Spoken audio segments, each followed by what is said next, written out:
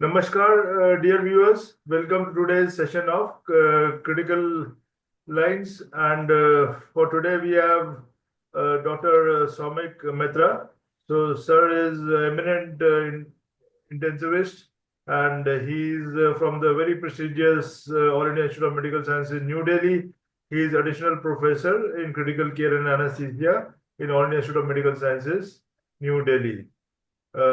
Incidentally, just as a matter of trivia, recently from a very reliable source, there were international rankings of all the hospitals. And I'm very glad to say that All India Institute of Medical Sciences was the #1 hospital in India and ranked 96 in the world. So that is quite an honor and achievement for us. So it feels great to hear such things. And many congratulations to Dr. Soumik, who's working there. So apart from that, Dr. Soumik's interest no, is not only critical care medicine, he's very good at biostatistics, and he has a very robust research history in the sense he has published more than 150 publications, and he has the H index over 30. So really very nice research work, which is worthy of All India Institute of Medical Sciences. So, sir, I shall start now. And the first. Thank you, Dr. Bansal, for your kind introduction. Thanks a lot. Thank you. Sir, the first question is regarding ventilation. So, what is reverse triggering and how do you treat it? The reverse triggering amongst the all ventilated asynchronies that we encounter in our day-to-day practice, reverse triggering is probably the newest addition to these asynchronies. So it was initially described in 2013 in ARDS patients. So it's an unique phenomena where the ventilator actually triggers a breath in the patient. So probably it is the inflation of the lung and the chest wall which causes a diaphragmatic contraction, which is beyond control of the neural respiratory centers. So it is usually seen in patients who are deeply sedated, and it is case report says it is documented even patients who are receiving neuromuscular blocker.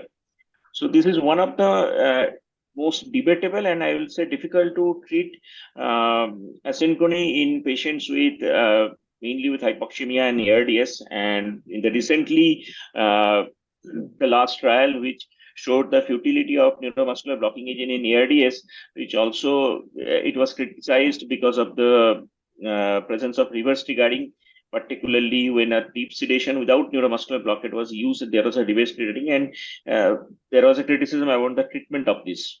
So as you asked, that is, what is the treatment? Now the question is that the treatment of all other mechanical ventilation related asynchronies is little different from reverse triggering. So normally the fine tuning of the mechanical ventilation is considered the treatment of choice in a single word of all kind of asynchronies, particularly the trigger asynchronies. Now here it is a mechanical ventilation which is triggering the patient's ventilatory breath. So definitely there is a possibility of the breath stacking and there is a ventilator induced lung injury. So normally few experts opine that increasing the depth of sedation may be helpful, which is itself doubtful because a higher depth of sedation in critically ill patients is usually associated with a longer duration of mechanical ventilation and poor outcome. But obviously that is one possibility, but definitely that doesn't exclude or totally exclude the possibility of reverse triggering. Reverse triggering can be possible even patients who are deeply sedated, number one. Secondly, use of neuromuscular blockade. Yes, neuromuscular blockade can be used, but again, it has its caveats. They might contribute at least partially to the critical illness neuropathy and polyneuropathy. So we have to balance our therapeutic options in patients with reverse triggering.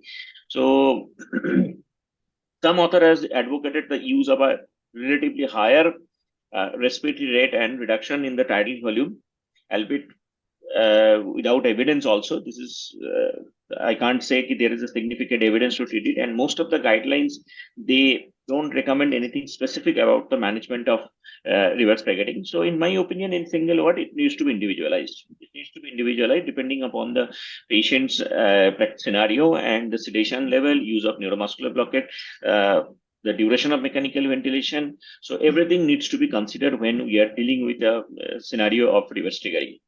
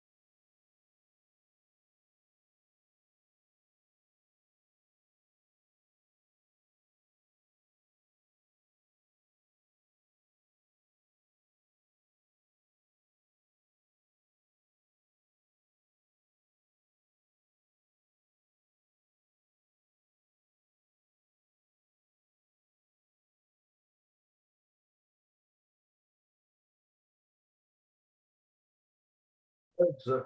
Thank you for the lovely answer. Now moving on to ARDS. So the atelectasis and all these things are very well known for ages now in ARDS, but recently something new called airway closure, which has not trickled into common discussion, Uh, etc. So yes, tell us about airway closure in ARDS. What is airway closure? yes, yes. Yes, it's an interesting topic, and as you said, it is not very often discussed in uh, day-to-day practice of ARDS, not in our rounds in classes also. So it is again an interesting finding. Interesting finding. Airway closure. Normally, we understand that patients, in a layman's word, that the peripheral airways or the alveoli, distal alveoli, they are not in communication with the central airways. Central airways means the trachea and the bronchi. Now, let's take a scenario of ARDS where we are continuously monitoring the plateau pressure. Plateau pressure with that hope that the plateau pressure will equilibrate with the alveolar pressure and judging our safety and quality of mechanical ventilation so that ventilator-induced lung injury can be avoided. So the basics of all measurement of plateau pressure is that the central airway and the peripheral alveoli, the distal alveoli, should be in continuum, so that the pressure equilibrates between the alveoli and the airway. Now, there's a group of researchers. They in I think 2018 they published a small report in the Blue Journal. They said that when they were measuring the pressure volume loop from a pneumatograph, they noticed that airway opening pressure was at low PEEP, was much higher than the PEEP. So they identified that these patients, at least some airways, are not communicating with the central airway where we are measuring the we are measuring the surrogate of alveolar pressure, that is a plateau pressure. And they said that it actually undermines the efficacy of our plateau pressure of measurement of safe target of plateau pressure, whatever you target, it is 2730 or maybe even 32, 35. So it may not truly reflect the alveolar pressure. So possibilities of ventilator induced lung injury will be there. So to overcome this problem, now it is not present in every patient. In that literature from where it was first described, probably it was present in 20 to 25% of the patients of ARDS in a small cohort. So it may be present in a group of patients, but again, it is difficult to diagnose with our routine monitoring at the bedside. It is difficult to diagnose. So, specialized recording of the pressure volume loop at different PEEP level, particularly at PEEP level of near the end expiratory lung volume, is required. So, so when these scenarios are encountered by the physician, it is important to use a PEEP of more than the airway opening pressure, so that these central airways, the airways which are apparently not communicating with the central bronchioles or the trachea, or which are not contributing the plateau pressure, should be open and should be in continuum with the airways where we are measuring the pressure.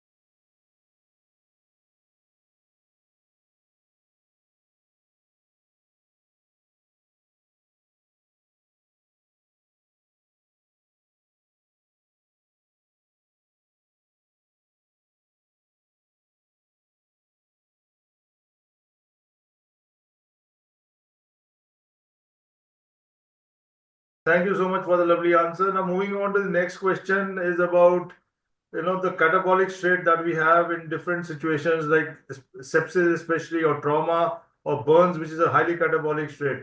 So now, sir, please explain what is catabolic state actually in terms of biochemistry and energy. Yeah. So again, an interesting question. So as you mentioned, the conditions like sepsis, trauma, and especially the burn, the last one. So these are state where our the critical illness and the degree of inflammation causes a catabolism of our muscles, primarily the muscles, which contributes to the energy expenditure, and the muscle mass is rapidly lost. So basically, it's a state of hyperinflammation, and where the control regulatory hormones like glucagon, they are elevated in a state where there is a constant loss of the nitrogen. So to counteract this catabolism, there are pharmacological strategies, and there are strategies related to our nutritional practice. Before going to that, as you asked, what are the biochemical marker, how you understand hypercatabolism? Hypercatabolism exists in patients with sepsis, trauma, and most significantly burn. Particularly, it is more significant in children. It is much more significant in children, and the hypercatabolism in patients with burn, they persist up to 1 year, or there are reports that persist up to 3 to 5 years also. So they are important not only in the critical care for the critical care physicians like us, also important in the post-discharge period also. Now, how to identify the hypercatabolism biochemically? So it has been shown most of the hypercatabolic state is associated with an increase in the inflammatory markers. IL-6 has been used, interleukin-1 receptor has been used, TNF-alpha has been used as a marker of inflammation. Whether there is a hyperinflammation, it is expected to be associated with a more energy expenditure, energy requirement. So measuring these biomarkers at bedside, which is cumbersome, requires a lot of financial support from the hospital or the patient's relative. So doing it routinely, many centers cannot afford this. Secondly, options to measure the resting energy expenditure. Resting energy expenditure can also be measured with the, again, this is a kind of, it's not a true invasive, but requires cumbersome equipment. So indirect calorimetry is required. Nowadays, we have ventilators which are equipped with indirect calorimetry. So, but I think which is available in very few centers. Thirdly, you can measure the nitrogen balance also, the total intake of the nitrogen and total 24-hour urinary nitrogen excretion also. Though it is not foolproof, but you can have some idea the hypercatabolism exists or not. Simultaneously, the clinical effect of hypercatabolism is seen as the patients will be in the inflammatory phase. Definitely, the signs of inflammation will be there, along with the loss of the muscle mass. So, loss of the muscle mass can be monitored non-invisively by ultrasound also. The quadriceps muscles, the biceps muscles, various muscles has been used with different degree of success to monitor the hypercatabolism. Right, sir. Great. So just one question, sir. You mentioned indirect calorimetry. Do you have any names? So at this at this point, we don't have indirect calorimetry at our ICU, but we'll get it within a year. Wonderful. At least a few of our ventilators will be having indirect calorimetry. Lovely, sir. Moving on to the next question, sir. This is related to carbon dioxide. So we see hypercapnia often, and we practice permissive hypercapnia. So the question is, what are the physiological effects seen in permissive hypercapnia? To what level we can allow carbon dioxide to rise in these situations, and when it can be dangerous in the sense that we should not allow permissive hypercapnia. Yes, it's very clinically very important, because often we encounter our residents often have this question, okay, this patient is having a carbon dioxide of 60. What should I do? This is a very common question, in particularly in patients with ARDS, at times bronchial asthma, and at times COPD also. So it's a common clinical scenario which is encountered. Regarding the physiological effect of hypercapnia, what you have asked, that a physiological effect of hypercapnia is most important, the cardiovascular and the neurological symptom. Let's first discuss the cardiovascular system. The relatively less dangerous side effects, I will say that it causes a sympathetic stimulation. Any level of carbon dioxide above the physiological levels cause some degree of sympathetic stimulation, tachycardia, hypertension, and vasodilatation. It is caused by the hypercapnia. Secondly, Clinically, most important side effect at bedside, particularly when we are dealing a patient with ARDS, is the right ventricular dysfunction, hypercapnia and acidosis, particularly hypercapnia when it is associated with a respiratory acidosis. Usually, we take a cutoff of pH of 7.25. Some ICUs take a 7.2. So, in between 7.2 to 7.25, probably we need to individualize the therapy. So it is hypercapnic respiratory acidosis is universally associated with right ventricular dysfunction. So right ventricular dysfunction, one important factor which contributes to the poor outcome, not only patients with ARDS, in all causes of sepsis also. So when hypercapnia aggravates the right ventricular dysfunction, it is usually associated with a worse outcome. So though permissive hypercapnia, we can say, okay, it is safe up to a certain level. So, but we must monitor the physiological effects of hypercapnia, particularly right ventricular dysfunction and pulmonary artery hypertension in patients with ARDS, number one. Secondly, regarding the neurological uh, effect of hypercapnia, probably the neurological effects are not that much significant in patients without any pre-existing neurological disease. But in patients where we are expecting a previous history of any stroke, previous history of any brain tumor surgery, where the blood-brain barrier and the autoregulation is disrupted, that can cause a raise in the ICP. A raised ICP may be associated with a poor neurological outcome.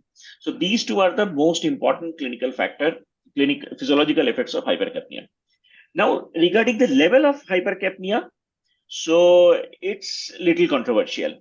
So there are case reports you'll see where it has been reported 100 or 120 millimeter of mercury of carbon dioxide has also been found to be well tolerated. And physiologically, up to 100 millimeter of mercury should not cause a acidosis of more than 7.25 or 7.2. But in practical terms, most of the time in critically ill patient, we see the bicarbonate generating capacity of the kidneys. Often patients are having with the AKI or subtle AKI, so which decreases the efficacy of the kidney to produce bicarbonate. So the hypercapnia is associated with the earlier or more severe acidosis. So normally any hypercapnia more than 55 to 60, usually in our ICU, we have seen in most of the patients it associated with acidosis. But textbook teaching wise, 80, maybe 100 may be safe, provided it is not associated with a significant acidosis. Respiratory acidosis, particularly pH of at least more than 7.2 or 7.25, and there is no adverse effect of on the right ventricular dysfunction. Apart from these, it is not only the level of carbon dioxide which is important, it is the rapidity of the rise. So any rise of more than 10 millimeter of mercury in less than 1 year, 1 hour is associated with a more adverse effect. So a gradual rise of hypercapnia is probably better tolerated, number one. Number two, when we are in a position to treat the hypercapnia.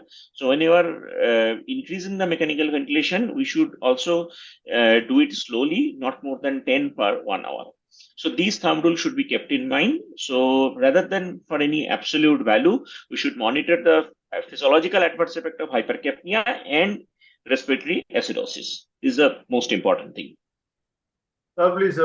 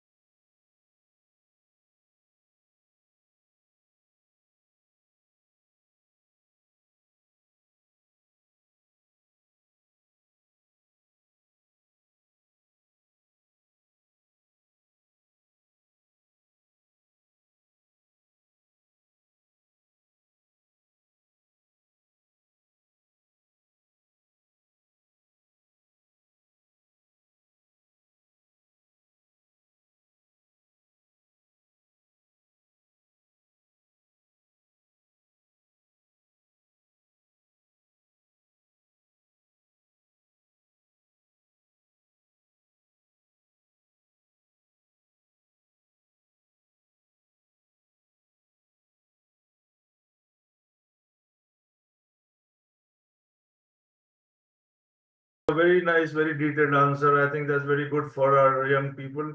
Now, moving on to something more practical, sir. This is about extubation, weaning extubation. So sometimes, patient is ready to be extubated, and we stop the sedation, but the patient gets restless, starts biting the tube, especially in young patients. So, what is the reason Yes. for this, and what is the strategy here now? For Yes, best strategy. yes. Agitation in mechanically ventilation patient, as you said, particularly young patient, particularly male patient, we see it more often. So the agitation, it's a part of critical illness. Part of critical illness means some studies report in the report is incident up to 40%. Some reports are incidence up to 80 to 90%. So it is probably the part of the critical illness where there is a neurological dysfunction which is associated with a delirium, maybe disease related or ICU related, and agitation. It is the young patients, patients with a longer duration of mechanical ventilation, patients with a polysubstance abuse and smoking. They are at high risk of agitation and, as you said, chewing of the tube. And so, a careful titration of the sedation and prevention of the delirium and prevention, maintaining of the uh, quality of sleep, etc., is important to prevention of delirium and agitation. So, delirium and agitation probably a disease of the same spectrum, and it is associated. Newer researchers pointed out that it is associated with a neural inflammation, which is probably mediated by the vagal nerve endings. So, regarding the treatment, as I said, that avoidance of benzodiazepine, which contributes to the delirium and post benzodiazepine agitation, use of newer sedative agents, and the titrated sedation, management of the pain, which is often overlooked in critically ill patient. They have so many lines, endotracheal tube, regular use of suctioning, that all can cause agitation and pain, discomfort, and management of the sleep cycle, particularly lowering down the volume of the monitors and the alarms, avoiding of the nighttime suction and procedure. So to provide a better quality of sleep, maybe use of dexmedetomidine, particularly at night time, may be helpful, though we don't have hard evidence in support of it. And uh, titration of the sedation, as I said, may be helpful, but definitely prevention of delirium. As of now, we don't have any strong evidence to suggest that okay, these method or a group of drug or something works decisively in prevention of delirium and agitation. At this time, okay, we don't have the evidence, but these may be helpful. Right, sir. So just to add to that, that is generally the situation. But sometimes, we have seen, and there's also this concept that the patient may not be tolerating the tube, the young patient, and we should remove the tube and it should settle down. So, what is the strategy here? Should we remove the tube if there's no identifiable factor for delirium or not? Exactly. So the point is that if the patient is extubatable, otherwise patient fulfills the criteria of weaning and extubation with patent upper aorta reflexes and cuff reflexes are adequate to clear out the secretions. I think extubation may be a reasonable strategy. So definitely the endotracheal tube and mechanical ventilation itself related to the delirium and agitation. So if the patient is otherwise extubatable, fulfills the criteria of extubation or the fulfills the criteria of your local practice of that ICU, and if he is extubatable as per the ICU protocol, I think he should be extubated. He should be extubated because definitely it decreases the duration of mechanical ventilation, and mechanical ventilation is strongly related to the delirium and agitation.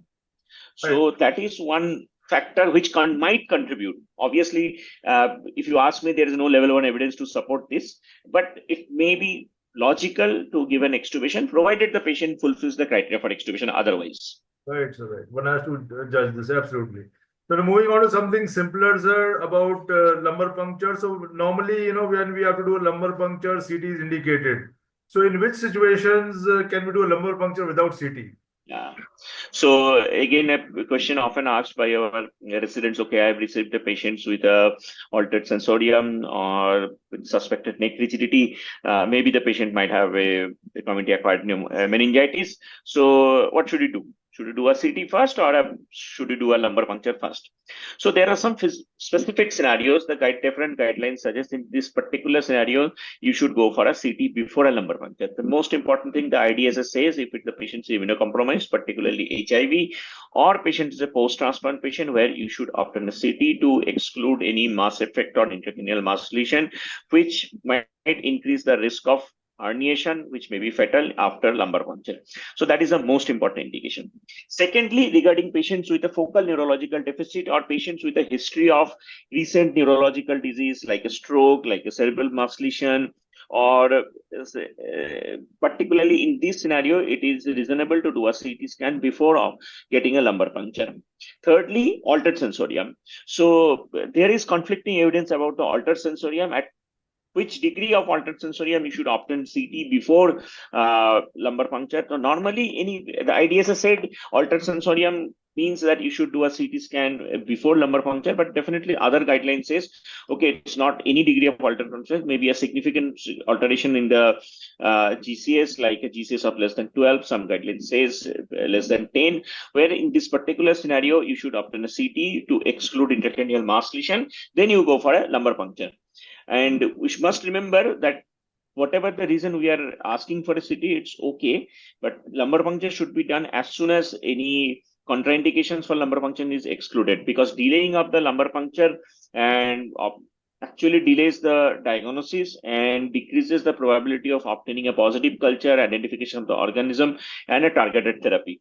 So one Swedish guideline, they actually remove the altered sensorium from the routine exclusion criteria for lumbar puncture before CT, because they say, CT before lumbar puncture, because they say it is associated with the worse outcome.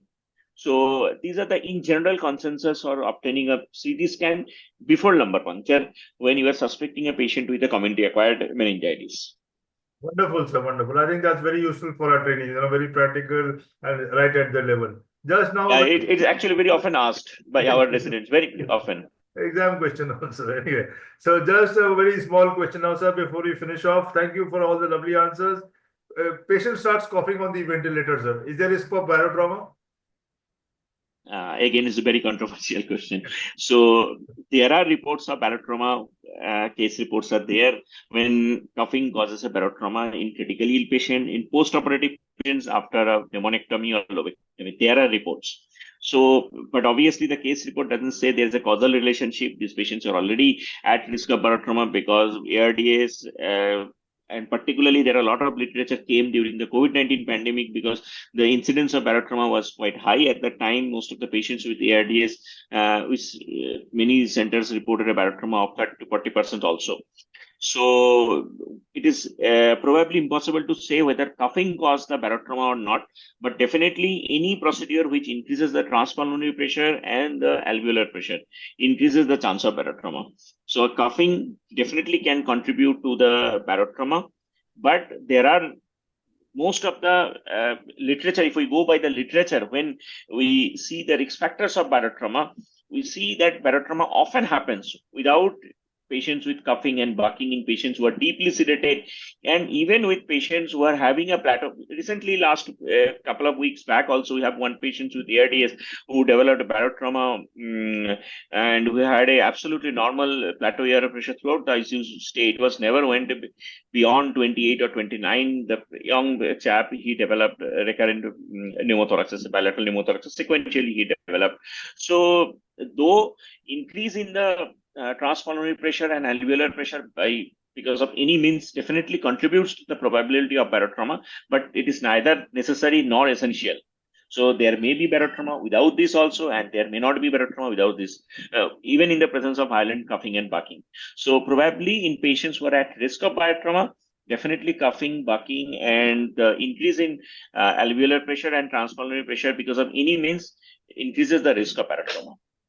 Wonderful, sir. Dr. Soumik Maitra, sir, that was very nice. And I think great education for all our young people. We have a lovely audience to hear you. And I think that was the last question. So I thank you very much, sir. And I Thank you. Thank you, Dr. Tapesh. Thank you, Dr. Tapesh, for your invitation and this program. Thanks a lot. Thank you. I thank the audience for their patience. Thank you very much.